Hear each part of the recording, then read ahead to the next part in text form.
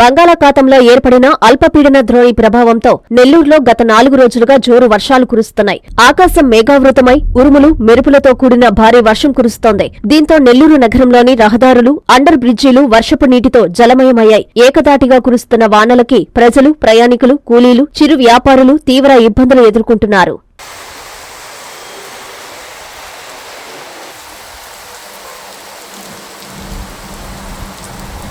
Shri Lalitha Rudra మహాయజ్ఞం October 15వ తేదీ నుండి నవంబర్ 27వ తేదీ వరకు 45 రోజులు లోక కళ్యాణం, విశ్వశాంతి, ధర్మ సంస్థాపనార్థం, సమృద్ధి వర్షం, పాడి పంటల కొరకు పీఠాధిపతులు శ్రీ రాజరాజేశ్వరానంద స్వామి ఆధ్వర్యమున జరుగుతున్నది.